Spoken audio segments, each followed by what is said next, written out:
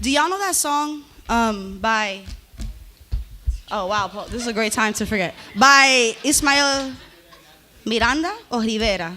Which one that sings Cuando yo saldré? Rivera, gracias. De esta prisión que me tortura mi corazón. Si sigo aquí, enloqueceré. That's what this shit feel like, right?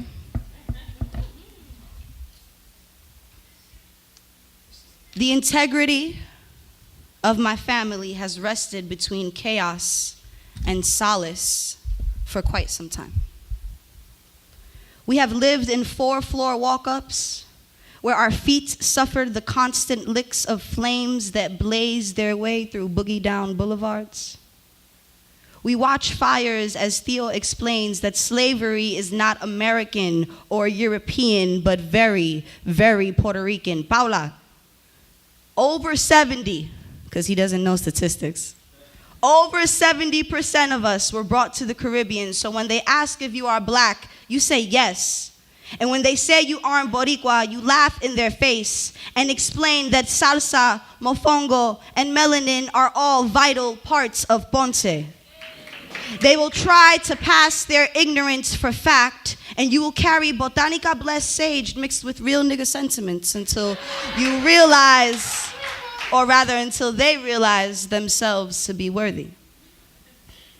You will smile with pride, and by this time have gotten a chance to heal the 2nd and 3rd degree burns on the pads of your toes. Toes that have spent decades and lifetimes running away from fires. Thank you.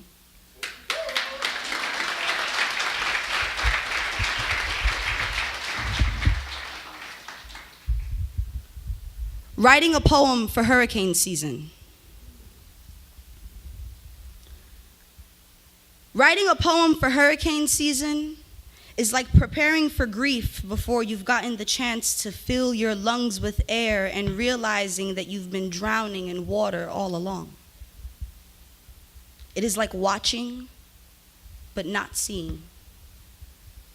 It is like in 5th grade when my teacher, Miss Boylan, taught us how to identify and track sunspots, and I thought I might have liked to be a meteorologist because knowing the weather seemed useful. Writing a poem for hurricane season is like sitting with your father on a Sunday morning and watching him lose himself in memories of an island I don't think he ever planned on returning to. It is like tending to my family tree and having to watch branches break off of its foundation, leaves strewn about stumps. It looks like reading about how loud the wind rang in Vieques, causing power outages before Maria made her presence known. She made sure her sound waves transformed to water waves and loud debris and sounds of container houses blowing off the foundations and slamming themselves onto the ground. Writing a poem for hurricane season looks like rushing to make a sandwich before work while reading about a lack of food. Like chewing pride out of your heart and then swallowing patria.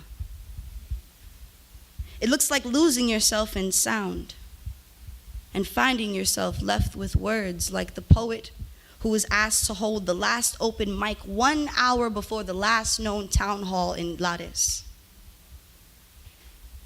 It looks like finding your tribe, only to watch them be washed away by morning. The moon never even stood a chance. Writing a poem for hurricane season looks like being too black and mad broke, and ultimately very, very borinquen. Thank you.